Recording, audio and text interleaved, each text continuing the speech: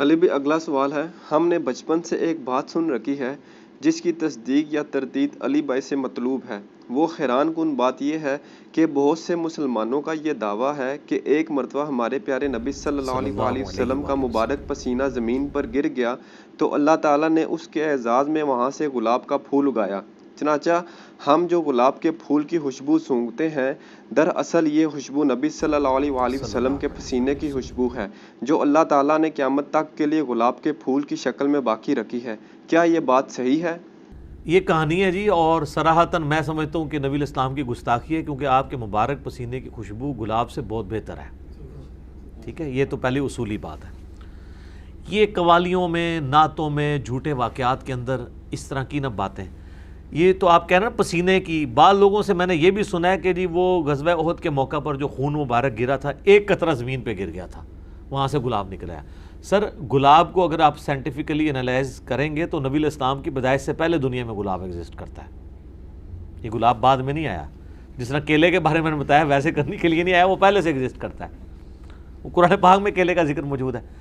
تو یہ گلاب کا اس سے تعلق نہیں ہے۔ باقی یہ بات درست ہے کہ نبی صلی اللہ علیہ وآلہ وسلم کا مبارک پسینہ خوشبودار تھا، اور وہ گلاب کی خوشبو کا محتاج نہیں ہے، اس سے بہتر تھا۔ بخاری اور مسلم دونوں میں حدیث ہے، انس بن مالک کہتے ہیں میں نے آج تک کوئی ہاتھ ایسا نہیں چھوا جیسا کہ نبی الاسلام کا مبارک ہاتھ تھا۔ وہ کہتے ہیں کوئی دنیا کی ریشم اور دباج اس سے زیادہ نرم نہیں تھی جو نبی الاسلام کا مبارک ہاتھ تھا۔ ریشم کے ساتھ مثال دی ہے۔ یہ نہیں ہے کہ نبی الاسلام جو ہے وہ آپ نے بڑی امیروں والی زندگی گزاری تھی، آپ نے تو مزدوری کی ہے، اس کے باوجود اللہ نے ایک پروٹوکول دیا کہ ہاتھ ان کا بہت نرم تھا۔ ٹھیک ہے، اسی بخاری مسلم کی حدیث میں آتا ہے کہ میں نے آج تک کوئی مشک اور عنبر کی خوشبو ایسی نہیں سونگھی جو نبی الاسلام کے پسینہ مبارک سے اور آپ کے مبارک ہاتھوں سے آتی تھی۔ مسلم شریف میں حدیث ہے، ایک صحابی کہتے ہیں میں چھوٹی عمر کا تھا تو حضور نے ایک دفعہ میرے اپنا ہاتھ مبارک میرے سر پہ پھیرا، تو کہتے ہیں مجھے لگتا ہے کہ آپ علیہ السلام نے ہاتھ مبارک کسی عطر دان سے نکال کے میرے سر پہ پھیرا ہے، اتنا خوشبودار تھا۔ تو آپ علیہ السلام کے پسینے سے خوشبو آتی تھی۔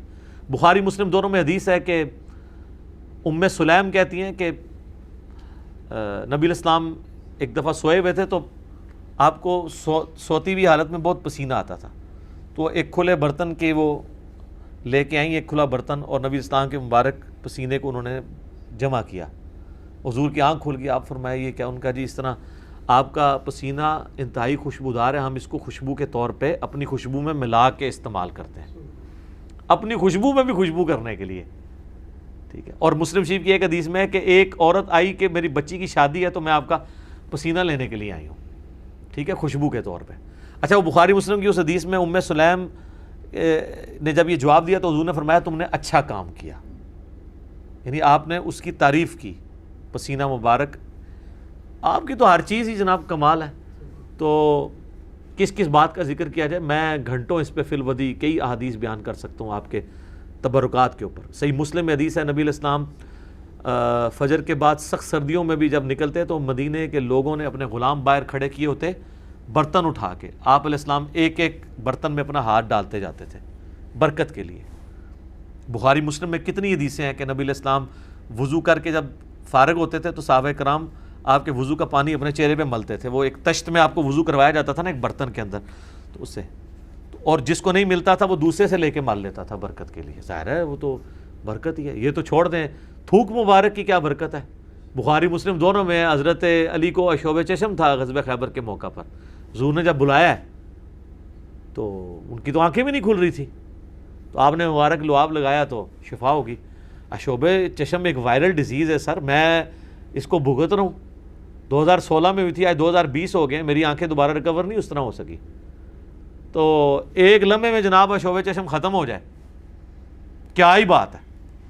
پھر آپ نے مبارک ہاتھوں سے زیرہ باندھ کے تو خیبر کے لیے روانہ کیا، تو آپ کی مبارک تھوک کی برکت۔ اس طرح بخاری مسلم میں کئی احادیث ہیں کہ آپ نے اپنا لعاب دہن کسی کنویں میں ڈالا ہے، پانی اوپر آ گیا، کھانے میں ڈالا ہے، کھانا 10 بندوں کا تھا، 300 بندوں نے کھا لیا ہے اور اتنے کا اتنا ہے، کام ہی نہیں ہو رہا۔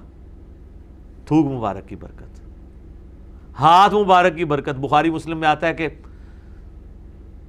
صلح حدیبیہ کے موقع پر سارے لوگوں سے پانی تھوڑا تھوڑا جمع کر کے ایک کٹورا جمع ہوا، نبی علیہ السلام نے اپنا ہاتھ اس میں رکھا، اس میں سے پانی کے چشمے نکلے. 1500 صحابہ نے، جابر بن عبداللہ کہتے ہیں، وضو کیا، پانی پیا، جانوروں کو پلا لیا اور اپنے مشکیزیں بھی بھر لیے. تو تابعی کہتے ہیں کہ وہ پانی کتنا تھا؟ انہوں نے کہا وہ دیکھنے کو تو ایک کٹورا تھا، لیکن حضور کی انگلیوں سے جو چشمے نکل رہے تھے نا، وہ پانی اتنا زیادہ تھا کہ 1,00,000 بھی ہم ہوتے نا، وہ پانی 1,00,000 کو بھی کفایت کرتا تھا. تو آپ کے مبارک ہاتھوں کی برکت تھی. صحیح بخاری میں آتا ہے ایک صحابی کی پنڈلی ٹوٹ گئی، نبی علیہ السلام فرمایا ٹانگ سیدھی کر، اپنا ہاتھ پھیرا، وہ کہتے ہیں اللہ کی قسم اس طرح ہوگی کبھی ٹوٹی نہیں تھی. حالانکہ سر پنڈلی ٹوٹ جائے نا، اس کا کیورنگ پیریڈ 6 سے 8 ہفتے ہے اور سالوں اس کی احتیاط چلتی ہے، آپ دوبارہ نہیں وہ باندھ سکتے. اور صحابی کہتے ہیں مجھے یاد بھی نہیں ٹوٹی تھی. معجزہ. بخاری مسلم میں آتا ہے کہ ایک شخص نے جمعے کے خطبے کے دوران کہا یا رسول اللہ مویشی علاقوں کے دعا کریں بارش کے لیے. دعا کی، اسی ٹائم بارش شروع ہوئی، اگلے جمعے تک جاری رہی. اگلے جمعے وہی بندہ کھڑا ہو گیا کہ ہمارے گھر جو ہیں وہ اب پانی ان میں ٹپکنے لگا. آپ بس یہ دعا کریں کہ زمینوں پہ سائڈ پہ ہو، گھروں پہ نہ ہو. تو بخاری مسلم کے الفاظ ہیں، آپ نے یوں انگلی سے بادلوں کو اشارے کیے. سر اب جن صحابہ نے یہ منظر دیکھا ہوا تھا، صحیح بخاری میں آتا ہے ابن مسعود کہتے ہیں ہم حضور کے ساتھ کھانا کھاتے تھے، ہم اس کھانے کے نوالوں میں سے تسبیح کی آواز سنتے تھے. ٹھیک ہے، یہ تو برکات آپ کی تھی. جابر بن عبداللہ کہتے ہیں، مسلم شریف میں حدیث ہے کہ ایک سفر کے دوران حضور نے مجھے کہا ان 2 درختوں کو کہو کہ اللہ کے نبی کہہ رہے ہیں مل جاؤ، میں نے رفع حاجت کرنی ہے. وہ جڑوں سمیت اکھڑ کے کٹھے ہوئے. کہتے ہیں میں نے حضور کو پانی دیا، آپ سنجا کر کے فارغ ہوئے، آپ نے یوں انگلی سے اشارہ کیا، واپس اپنی جگہ پہ چلے گئے. یہ چیز صحابہ کرام کے ایمان کو بڑے اوپر کے لیول پہ لے جاتی تھی. اور یہ تو نبی الاسلام کے ڈائریکٹ تبرکات ہیں. آپ کے بال مبارک جو آپ سے ٹوٹ کے الگ ہو چکے ہیں، ان کی برکات بھی آپ سنیں. صحیح بخاری میں آتا ہے کہ ام سلمہ نے حضور کے چند بال نکالے ایک ڈبیا میں سے. صحابہ ملاقات کے لیے گئے ام المومنین سے، ان کا یہ حضور کے بال ہیں، اور جب بھی کوئی بیمار ہوتا ہے تو محلے میں سے مجھے پانی کا برتن بھیج دیتا ہے، ہم اس میں گھول کے دیتے ہیں، شفا ہو جاتی ہے حضور کی وفات کے بعد. اور بال مبارک تو پھر بھی جسم کا حصہ ہے، کرتا مبارک تو جسم کا حصہ بھی نہیں ہے، یہ تو الگ سے ایک چیز ہے نا. صحیح مسلم میں ہے کہ سروانی تیالسی جبہ اسما ابن بنت ابی بکر نے حضرت عائشہ کی بڑی بہن نے نکالا اور کہا یہ رسول اللہ کا کرتا ہے جس کے اوپر یہاں پہ گوٹ بھی لگی ہوئی تھی، کالے کلر کا تھا. بائی چانس آج میں نے بھی کالا کپڑے پہنے، یہ سنت ہے. تو وہ کہتی ہیں کہ حضرت عائشہ کی وفات کے وقت میں نے اپنی بہن سے یہ کرتا لے لیا اور حضور اسے پہنتے تھے، اور ہم اس کا دھون مریضوں کو شفا کے لیے دیتے ہیں. تو یہ ساری آپ کی برکات ہے. آپ علیہ السلام ایز اے اسپیشیز انسان ضرور تھے، مرتبے میں اور کوالٹیز میں کوئی انسان ان کے برابر نہیں تھا. بخاری مسلم میں آتا ہے کہ آپ علیہ السلام پیٹھ کے پیچھے بھی دیکھ لیتے تھے. آپ نے فرمایا، بخاری مسلم کے الفاظ ہیں کہ اپنی صفیں سیدھی رکھا کرو اور نماز خشوع و خضوع سے پڑھا کرو، اللہ کی قسم میں اپنے پیٹھ کے پیچھے سے بھی تمہیں دیکھ رہا ہوتا ہوں. یعنی حضور علیہ السلام کو پیچھے بھی نظر آتا تھا آنکھ کے بغیر. یہ معجزہ ہے، یہ اللہ نے آپ کی اسپیشل پروٹیکشن کی ہوئی تھی. آپ پہ وہ پیچھے سے بھی حملہ نہیں کر سکتا تھا. آپ ہر طرف 360 ڈگری کا آپ کو ویژن ہر وقت نظر آتا تھا. یہ آپ کا معجزہ تھا. بخاری مسلم میں الفاظ ہیں، وہ کسوف کی نماز آپ نے پڑھائی سورج گرہن کی، آج بھی میرا لگا ہوا تھا یا یہ 1-2 دن چلنا ہے. تو کسوف کی نماز پڑھائی تو آپ نے نماز کے دوران کچھ قدم آگے کیے، پھر یوں ہاتھ بڑھایا، پھر واپس کھینچ لیا. صحابہ نے کہا یا رسول آج آپ کو ایک عمل ایسا کرتے دیکھیں جو پہلے نہیں کرتے دیکھا. آپ فرمایا کہ میں نے جب نگاہ اٹھائی تو میں نے جنت دیکھ لی، جنت 7 آسمانوں کے اوپر، اور اس میں میں نے انگوروں کا ایک گوشہ دیکھا. میں نے ارادہ کیا تمہارے لیے توڑ لوں، پھر تم کھاتے ہی رہتے، کیونکہ جنت کو فنا نہیں ہے. وہ اگر گوشہ نیچے آ جاتا نا اسی بھی کھا رہے ہوندے. جی جنت کو موت نہیں ہے. جنت میں آپ جب کھائیں گے، کھا کے فارغ ہوں گے، پھر وہاں ایک گوشہ اور لگ جائے گا. جنت کو چھوڑ دیں. بخاری مسلم میں آتا ہے حضرت ابو ہریرہ کو حضور نے وہ ایک تھیلی میں کھجوریں دی تھیں، پوری زندگی کھاتے رہتے تھے. وہ ایک دفعہ ان سے پھر الٹ گئی تو اس کے بعد وہ ہوا، جب تک وہ کھاتے رہے. ٹھیک ہے نا. تو آپ علیہ السلام اب آپ دیکھیں کہ نگاہ کہاں پہنچی ہے؟ جنت میں. ہاتھ بھی پہنچ رہے ہیں. تو یہ جو لوگ بعض اوقات گستاخی کرتے ہوئے کہتے ہیں نبی کے بھی 2 ہاتھ ہمارے بھی 2 ہاتھ, اس طریقے سے کبھی بھی کسی صحابی نے توحید نہیں بیان کی ہے. یہ نان سینس اپروچ ہے. آپ ایک بات طریقے سے بیان کریں جو حدیث میں آئی ہے کہ میں بھی ایک انسان ہوں, اللہ کا قاصد قریب ہے, میرے پاس آئے موت کا فرشتہ اور میں بھی چلا جاؤں, جو غدیر خم کے شروع میں آتی ہے. اس طریقے سجدہ صاحب کی حدیثیں جو بخاری مسلم میں آتی ہیں, میں بھی ایک انسان ہوں, جس طرح تم بھولتے ہو میں بھی بھول جاتا ہوں. اب یہ الفاظ استعمال کریں. باقی آپ علیہ السلام کی جو کوالٹیز اللہ نے آپ کو دی ہیں وہ اتنی ایکسٹرا آرڈنری ہیں. آپ کی ایک ایک چیز کو اگر کنسیڈر کیا جائے نا تو اس پہ گھنٹوں بولا جا سکتا ہے. جسے شوق ہونا یہ مشکات المصابیح کی 3 جلد میں نبی علیہ السلام کے معجزات کا چیپٹر پڑھ کے دیکھ لیں تو پتہ چل جائے گا کہ آپ صلی اللہ علیہ وآلہ وسلم کو اللہ تعالیٰ نے کیا کیا کوالٹیز دی ہیں جو فزیکلی لوگوں نے آبزرو کی ہیں. آپ صلی اللہ علیہ وآلہ وسلم, صحابہ کہتے ہیں جب آپ چلتے تھے آپ کے ساتھ کوئی پیدل چل نہیں سکتا تھا. ہاں تھک جاتے تھے, آپ تھوڑا تیز چلتے تھے اور جھکے ہوئے جیسے کوئی ڈھلوان سے نیچے اتر رہا ہے تو لوگ نہیں چل سکتے تھے آپ کے ساتھ, تھک جاتے تھے. داڑھی دیکھ لیں وفات تک سفید نہیں ہوئی. بخاری مسلم دونوں میں الفاظ ہیں. انس ابن مالک کہتے ہیں میں اگر گننا چاہتا, یہ وہ شخص کہہ رہا ہے جو 10 سال حضور کو وضو کروا رہا ہے, سر 10 سال میں کتنی نمازیں آئی ہوں گی. کیا خوش نصیبی ہے جی انس ابن مالک کی, اس نے حضور کو کتنی دفعہ وضو کروایا ہے تو کرتے ہوئے دیکھا ہے. تو کہتے ہیں وفات کے وقت اگر میں داڑھی اور سر کے ملا کے بھی گنتا نا تو 20 سے زیادہ بال سفید نہیں تھے. 20 سے زیادہ تو میرے سفید ہیں. کالی داڑھی خوبصورتی کی علامت ہے, اسی لیے آپ علیہ السلام کی وفات تک داڑھی کالی رہی. اور داڑھی آپ کالی کر بھی سکتے ہیں, اس پہ میرا ایک کلپ آ چکا ہے. داڑھی کو بلیک کرنا, اس میں نے دلائل ماشاءاللہ وہ 4 لاکھ سے زیادہ لوگ دیکھ چکے ہیں. 25 منٹ میں نے پورا مقدمہ بیان کیا ہے کہ وہ ممانعت کن احادیث کے میں کس کے بارے میں آئی. نبی علیہ السلام کو ضرورت نہیں پڑی, اللہ نے ان کو خوبصورتی کی علامت بنایا تھا. آپ کی داڑھی وفات تک کالی رہی ہے. تو یہ اللہ تعالیٰ نے آپ کو ایک اعزاز دیا ہے. اس کے علاوہ بھی آپ صلی اللہ علیہ وآلہ وسلم کے جسم مبارک کو اگر آپ کنسیڈر کریں, وفات تک آپ کی آنکھوں کی بینائی کا معاملہ دیکھ لیں, آپ علیہ السلام کے چہرے پہ گوشت مبارک دیکھ لیں, ہتھیلیوں کا بھرا ہونا دیکھ لیں, کوئی بھی چیز. ظاہر ہے 63 ایئرس کیا ایج ہوتی ہے, 63 بھی ہمارے لیونر ایئرس کے اعتبار سے ویسے 61 بنتی ہے جو ہم اس وقت سولر کیلنڈر لے کے چل رہے ہیں. تو یہ گلاب کے بارے میں یہ بات کرنا کہ نبی علیہ السلام کے پسینے سے بنا ہے, تو میں نے اس کا نیا اینگل کھول دیا کہ یہ تو گستاخی ہے. آپ گلاب کی خوشبو کو حضور کے پسینے والی مانتے ہیں, اسی سے ان کو بات سمجھ آئے گی. گلاب کی خوشبو کیا ہے؟ مشک اور عنبر کے بارے میں. مشک اور عنبر کبھی آپ, مہنگی ترین خوشبوئیں, یہ کبھی آپ استعمال کر کے دیکھیں جناب. یقین کریں اگر آپ کپڑے دھوئیں نا, کپڑے کے اوپر مشک لگا دیں نا, 2 3 مہینے تک خوشبو نہیں جائے گی. میں ایک مصلی پہ جہاں پہ نماز پڑھتا ہوں وہاں پہ ہلکا سا ایک قطرہ اس کا میں نے لگایا ہے, 3 مہینے تک میں نے نہیں خوشبو اس کی جاتے. میں جتنی بار جاؤں میں یار یہ کون روزانہ لگا جاتا ہے. آپ ہوتے تو کہتے علی بھائی کرامت ہے تہاڈی. کرامت شرامت نہیں ہے, وہ مشک شاہی ایسی ہے. اور انس بن مالک کے الفاظ ہیں بخاری مسلم میں کہ نبی علیہ السلام کے پسینے سے اور آپ کے جسم مبارک سے وہ خوشبو آتی تھی جو مشک اور عنبر سے بھی نہیں آتی. اور آپ کا ہاتھ مبارک ریشم اور دباج سے زیادہ نرم تھا. یہ بخاری مسلم میں کتنے آپ علیہ السلام کے جو شمائل, اسے کہتے ہیں شمائل. امام ترمذی نے ایک کتاب لکھی ہے شمائل ترمذی, جس میں آپ علیہ السلام کے گیٹ اپ کے حوالے سے ایک ایک چیز کنسیڈر کی گئی ہے. آپ کے کپڑے کیسے آپ استعمال کرتے تھے, پگڑی کس کلر کی ہوتی تھی, کرتا آپ استعمال کرتے تھے, آپ کی داڑھی مبارک کیسی تھی, چلنے کا سٹائل آپ کا کیسا تھا, جوتی مبارک آپ کی کیسی تھی, یہ ساری کی ساری چیزیں. تو آپ علیہ السلام کا پسینہ مبارک ہو, آپ علیہ السلام کے بال مبارک ہوں, آپ صلی اللہ علیہ وآلہ وسلم کا تھوک مبارک ہو. اس کے اوپر آلریڈی میرے کئی ویڈیوز ریکارڈڈ موجود ہیں. ایون پیشاب بھی آپ علیہ السلام کا وہ بھی ایک یونیک تھا.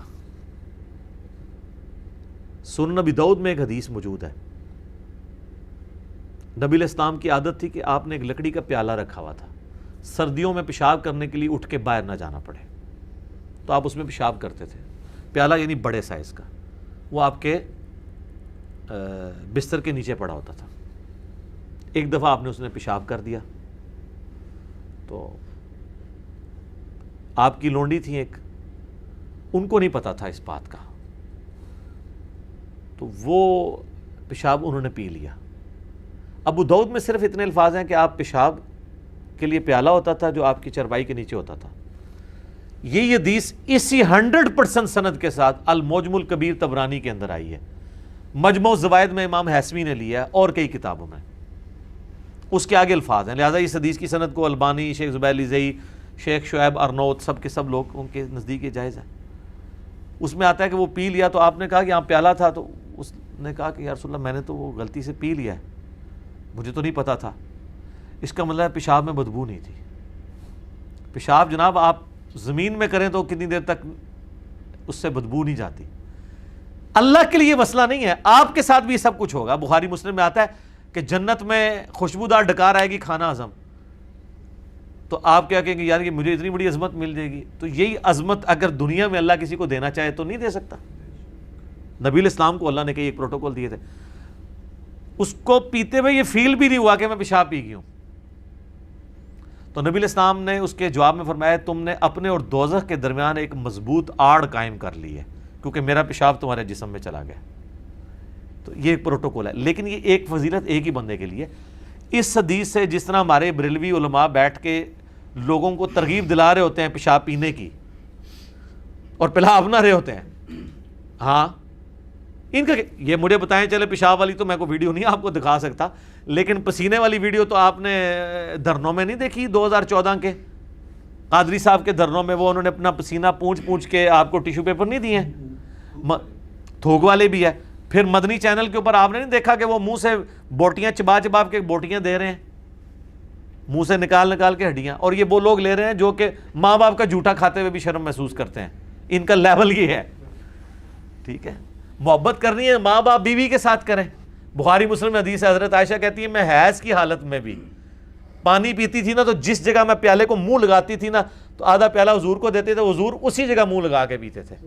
اور میں اگر بوٹی حیض کی حالت میں بھی, عام حالت تو چھوڑ دیں, بوٹی کھاتی تھی تو آدھی حضور کو دیے, تو جہاں سے میں نے چبائی ہوتی تھی وہیں سے چباتے.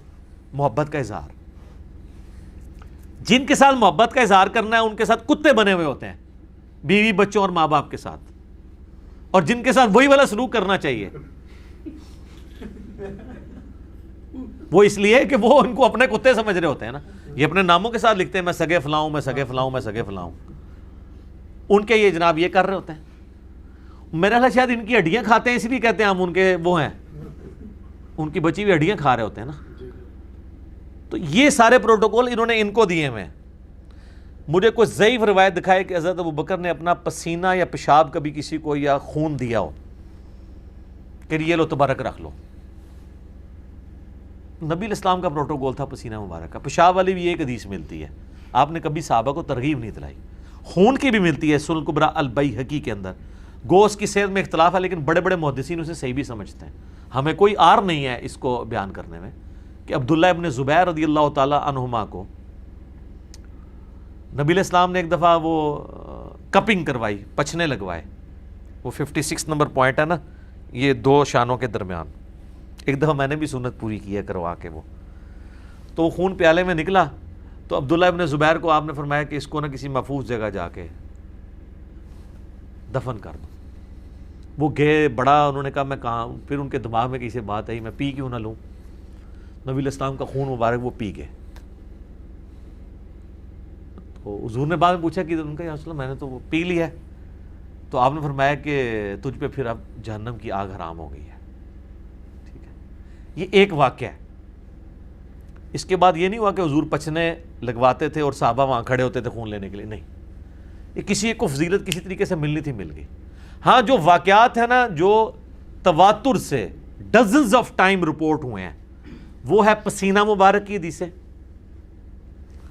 اور وہ ہیں لعاب دہن مبارک کی حدیثیں, یا ہاتھ مبارک آپ نے کہیں رکھ دیا اس کی حدیث.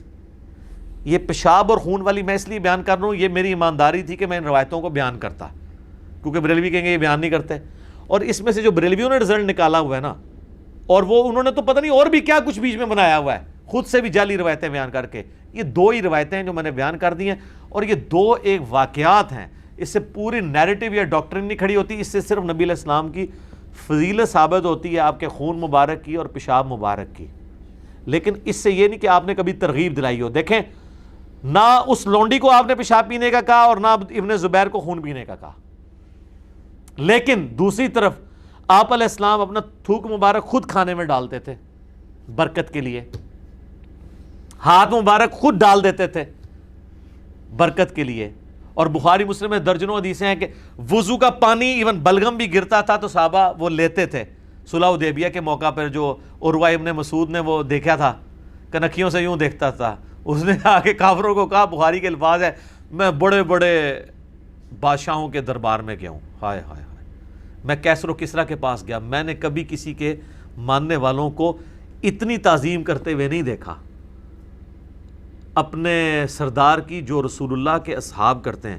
خدا کی قسم، یہ بخاری کے الفاظ ہیں، جب وہ بولتے ہیں وہ اتنی خاموشی سے بیٹھے ہوتے ہیں گویا ان کے سروں پہ پرندے بیٹھے ہوئے ہیں، اور جب وہ کوئی حکم دیتے ہیں تو اس کو پورا کرنے کے لیے ایسے جھپٹتے ہیں جیسا کہ لڑ پڑیں گے آپس میں، اور جب وہ وضو کرتے ہیں تو ان کا پانی نیچے نہیں گرنے دیتے، اور اس کو ایسے حاصل کرتے ہیں کہ گویا اس کے لیے آپس میں لڑ پڑیں گے، اور اگر کسی کو نہیں ملتا وہ دوسرے کے ہاتھ سے مل کے اپنے جسم پہ ملتا ہے۔ تو تم ایسے شخص کے ساتھ بہتر ہے معاہدہ ہی کر دو، کیونکہ وہ سہیل ابن عمر نے کہا تھا نا، نعوذ باللہ، یہ تمہارے ساتھی تمہیں دھوکہ دے جائیں گے اے محمد، تو وہ پھر انہوں نے پریکٹیکل اسی پہ حضرت ابوبکر صدیق کو غصہ آیا تھا نا، تو انہوں نے کہا تھا کہ لات اور منات کی شرمگاہیں چاٹو جا کے، یعنی جو تم کام کرتے ہو، یہ نہیں ہے کہ انہوں نے گالی دی تھی، جو کرتے تھے وہی ان کو بتایا تھا کہ تم رسول اللہ کے بارے میں ہمیں یہ ٹونٹ کروا رہے ہو، ہم تو حضور کے لیے اپنی جانیں دینے کے لیے تیار ہیں۔ اور دیکھیں اب دی ہیں، کسی جنگ کے موقع پر بھی حضور کو فرنٹ پہ نہیں آنے دیا صحابہ نے، اللہ ماشاءاللہ حنین کے موقع پر آپ کو فرنٹ سے لیڈ کرنا پڑا تھا، وہ ایک اسپیسیفک کیس ہو گیا تھا، تو باقی تو آپ کا خیمہ پیچھے لگا ہوتا تھا، صحابہ ہی آگے لڑتے تھے، آپ کی دعائیں ساتھ ہوتی تھی۔ احد کے موقع پر بھی کافر اس لیے پہنچ گئے کہ بھگدڑ مچ گئی تھی، تب حضور کے خیمے تک وہ پہنچے، اور اس میں بھی کتنے انصاری شہید ہوئے ہیں، حضرت طلحہ کا ہاتھ شل ہو گیا، ٹھیک ہے، پھر حضور تک وہ پہنچے ہیں، پھر بھی صحابہ کرام جو ہے وہ نبی علیہ السلام کی جان بچانے کا ذریعہ اللہ نے ان کو بنایا۔ تو آپ علیہ السلام کا ترغیب دلانا الگ سے ہے، یہ بریلوی جو اس معاملے کے اوپر ایک پوری ڈاکٹرن کھڑی کرتے ہیں نا، وہ غلط کرتے ہیں، وہ پھر ایک ایسا معاملہ ہو جاتا ہے کہ جس سے آپ یعنی ایک پھر ایتھیسٹ اور غیر مسلم ان باتوں کے اوپر اعتراض کرتے ہیں۔ تھوک مبارک تک تو آپ ڈیفینڈ کر لیں گے، لیکن خون اور پیشاب کے بارے میں آپ کہاں تک ڈیفینڈ کریں گے؟ ہم نے وہ ڈیفینڈ کیا کہ وہ ایک واقعہ تھا، ہم نہیں کہتے نبی علیہ السلام کی زندگی پوری کی پوری اس سے بھری ہوئی ہے، لیکن چونکہ ہم ان کو ایک ایکسٹراڈنری پرسنالٹی سمجھتے ہیں، ان کے لیے عقیدہ رکھتے ہیں کہ یہ آپ علیہ السلام کو اللہ نے پروٹوکول اس حوالے سے دیا ہوا تھا، آپ کی بہت غیر معمولی شخصیت تھی۔ بخاری مسلم میں الفاظ ہیں، حضرت عائشہ کہتی ہیں فجر کی اذانیں ہوئی، حضور کی عادت تھی تہجد پڑھ کے تھوڑی دیر سوتے تھے، پھر فجر کے لیے اٹھتے تھے، تو کہتے ہیں میں نے حضور کے خراٹے سنے، یہ خراٹے کو آپ برا سمجھتے ہیں، یہ سنت ہے، لیکن بہت اونچے نہیں، وہ بندے کو علاج کروانا چاہیے نارمل، یعنی ناک کی آواز۔ تو کہتے ہیں حضور نے وضو کیے بغیر مسجد میں چلے گئے، نماز پڑھائی، بعد میں نے حضور سے پوچھا یا رسول اللہ آپ نے وضو ہی نہیں کیا؟ تو آپ فرمایا ہم انبیاء کی آنکھیں سوتی ہیں، دل نہیں سوتا، تو انبیاء نیند کی حالت میں بھی غافل نہیں ہوتے، چونکہ غافل نہیں ہوئے ہوتے انبیاء اکرام نیند کی حالت میں، لہٰذا اللہ تبارک و تعالیٰ نے انہیں اسپیشل پروٹوکول دیا ہوا ہے نیند کے اعتبار سے کہ نیند کی حالت میں ان کا وضو نہیں ٹوٹتا۔ اچھا ہمارا وضو نیند کی حالت میں کیوں ٹوٹ جاتا ہے؟ ہمیں اپنی ہوش نہیں رہتی، اس لیے مسلم شریف میں آتا ہے نا، صحابہ کرام جھونکے لے رہے ہوتے تھے اور پھر نماز پڑھ لیتے تھے، جھونکے میں آپ غافل نہیں ہوئے ہوتے، لیکن اگر بندہ ایک لیٹ گیا یا سو گیا تو وہ تو غافل ہو جاتا ہے نا۔ یہ پروٹوکول کسی صحابی کو بھی نہیں ہے کہ وہ خراٹے لے رہا اور اس کو وضو نہ کرنا پڑے، جھونکے تو آپ بھی اگر ایک جگہ بیٹھے ہوئے ہیں جھونکے لے رہے ہیں، جس کو ہم پنجابی میں جاگو بیٹی کہتے ہیں، آپ کا وضو نہیں ٹوٹے گا، مسلم شریف میں حدیث موجود ہے، لیکن یہ تو پروٹوکول نبی کا ہے کہ وہ سوتے بھی ہیں تو غافل نہیں ہوتے۔ تو قل انما انا بشر مثلکم سے مراد ہے کہ آپ کی سپیشیز انسانی ہے، مرتبے کی بات نہیں ہے، انسانیت کو ناز ہے ان کے اوپر۔ ایسا ناز ہے کہ کوئی فرشتہ بھی آپ کے مرتبے کا نہیں ہے. ٹھیک ہے, وہ مرتبے کی بات الگ ہے. سپیشیز میں اس لیے کہ وہ سورہ بنی اسرائیل میں ہے کہ اگر زمین پر فرشتے آباد ہوتے تو ہم فرشتوں میں پیغمبر بھیجتے. یہاں پہ ہمارے یہ لوگ پتہ کیا سمجھ رہے ہوتے ہیں کہ معاذ اللہ اگر نبی علیہ السلام کو ہم نے انسان مان لیا تو گستاخی ہو جائے گی. نبی علیہ السلام کو انسان ماننے میں ہی آپ کا ادب ہے, کیونکہ انسانیت کو لقد خلقنا الانسان فی احسن تقویم ہے. باقی آپ کے لیے جو نور کا ہم لفظ استعمال کرتے ہیں, آپ نور ہدایت ہیں. اسلام کی پہلی تفسیر ابن جریر طبری کی جو ہے اس میں لقد جاءکم من اللہ نور و کتاب مبین, اس میں واضح امام طبری نے لکھا ہے یہاں نور سے مراد نبی الاسلام ہے اور کتاب سے مراد قرآن ہے. جو اکثر وہ دیوبندی اور اہل حدیث کہہ رہے ہوتے ہیں بریلویوں نے تعریف کی ہے, یہ تو امام ابن جریر طبری متوفہ 310 ہجری نے یہ تفسیر میں لکھا ہے. اس کو چھوڑ دیں, اس سے بڑی تو قرآن کی آیت ہے انا ارسلناک شاہدا و مبشرا و نذیرا و داعیا الی اللہ باذنہ و سراجا منیرا. حضور علیہ السلام وہ سورج ہیں جو چمکا دیتا ہے. آپ نور نہیں ہیں, نور بخشنے والے ہیں, لیکن نور ہدایت ہے. وہ بخاری مسلم بھی نور ہدایت ہے, صحابہ بھی نور ہدایت ہے. اور وہ حدیث تو ٹھیک ہے نا, دلائل النبوہ امام بیہقی کی کتاب میں, مسند امام احمد میں ہے, مشکات میں موجود ہے, ترمذی میں بھی ہے. دو یہ حدیثیں ہیں. ایک حدیث میں آتا ہے کہ نبی علیہ السلام سے پوچھا گیا آپ پہ نبوت کب واجب ہوئی؟ آپ فرمایا کہ میں اللہ کے ہاں اس وقت بھی خاتم النبیین لکھا تھا جب آدم مٹی اور پانی کے درمیان تھے, میں اس وقت بھی نبی تھا اللہ کے علم میں. اور دوسری حدیث میں آتا ہے دلائل النبوہ کی, مسند احمد کی اور مشکات میں بھی, حضور کے فضائل کے چیپٹر میں, کہ آپ علیہ السلام نے فرمایا کہ میں دعائے ابراہیم ہوں, میں عیسیٰ کی بشارت ہوں, میں اپنی ماں کا وہ خواب ہوں جو میری پیدائش کے وقت انہوں نے دیکھا کہ ان کے لیے ایک نور ظاہر ہوا جس سے شام کے محلات بھی ان کے سامنے روشن ہو گئے. یعنی آپ کو بشارت دی گئی کہ آپ سے جو بیٹا پیدا ہوگا رومن امپائر بھی اس کے حلقہ اثر میں آ جائے گی. تو آپ علیہ السلام نے اس کے لیے نور کے الفاظ ہیں, میری والدہ کے لیے نور ظاہر ہوا. آپ نے خود اپنے آپ کو نور کہا. تو آپ علیہ السلام نور ہدایت ہیں. باقی اگر کہتا ہے اسپیشیز نور ہے تو یہ توہین کے درجے میں اس حوالے سے چلا جائے گا کہ ہم تو اسپیشیز کے طور پہ مٹی کو نور سے افضل سمجھتے ہیں, کیونکہ انبیاء کرام علیہ السلام میں نبی علیہ السلام کی مبارک ذات, وہ اللہ تعالیٰ نے ان کو جو ہے وہ مٹی سے پیدا کیا ہے. تو یہ نور بشر کا مسئلہ بھی خام کا ایک جھگڑا بنایا ہوا ہے. نور بھی ہیں آپ, بشر بھی ہیں, نور ہدایت ہیں, اور بشر ایز اے اسپیشیز ہیں. وہ قرآن کا واضح فیصلہ ہے. اے نبی فرما دو انما انا بشر مثلکم. مثلکم سے مراد مرتبے میں نہیں بلکہ اسپیشیز میں. مرتبہ تو پھر کسی فرشتے کا بھی ویسا نہیں ہے. تو جو لوگ نور نور کی رٹ لگاتے ہیں نا, ان کو کہیں کہ وہ والا نور اگر آپ مانیں گے تو نبی علیہ السلام کا مرتبہ کم کریں گے, کیونکہ لقد خلقنا الانسان فی احسن تقویم. اور پھر خود ہی آپ لوگ ہمیں شعر سنا رہے ہوتے ہیں فرشتے سے بہتر انسان بننا, مگر اس میں لگتی ہے محنت زیادہ. جب حضور کی باری آتی ہے تو آپ فرشتوں کی کیٹیگری میں ان کو ڈال دیتے ہیں. کیونکہ دیکھیں صحیح مسلم حدیث ہے, اللہ تعالیٰ نے انسانوں کو مٹی سے, جنات کو آگ کی لپٹ سے, اور فرشتوں کو نور سے پیدا کیا. اور یہ جو پہلے دو الفاظ ہیں یہ تو قرآن میں سورۃ الحجر میں ہے کہ ہم نے انسان کو مٹی سے پیدا کیا اور آگ سے پیدا کیا جنات کو. بلکہ سورۃ الرحمن میں بھی ہے خلق الانسان من صلصال کالفخار وخلق الجان من مارج من نار. ہاں حدیث میں فرشتوں کے لیے نور کا لفظ ہے. باقی اللہ نور السماوات والارض وہ کچھ اور چیز ہے, وہ فرشتوں والا نور نہیں ہے, وہ اللہ کی شان کے جو لائق ہے, وہ ایک الگ سے ٹاپک ہے. تو بہرحال یہ میں نے تفصیلاً اس لیے جواب دیا کہ یہ کلپ زیادہ لوگوں نے دیکھنا ہے. میں چاہتا ہوں کہ نبی علیہ السلام کی مبارک شخصیت کے حوالے سے یہ عقائد بھی لوگوں تک پہنچے کہ آپ علیہ السلام کی شخصیت عام شخصیت نہیں تھی. اہل حدیث ایک ایکسٹریم پہ چلے جاتے ہیں, دیوبندی بریلوی اور شیعہ دوسری ایکسٹریم پہ چلے جاتے ہیں. صحیح بات لوگوں کو بتائی جائے. ابھی اذانیں شروع ہوا جاتی ہیں, بقیہ کے سوالات انشاءاللہ اذان کے وقفے کے بعد انشاءاللہ.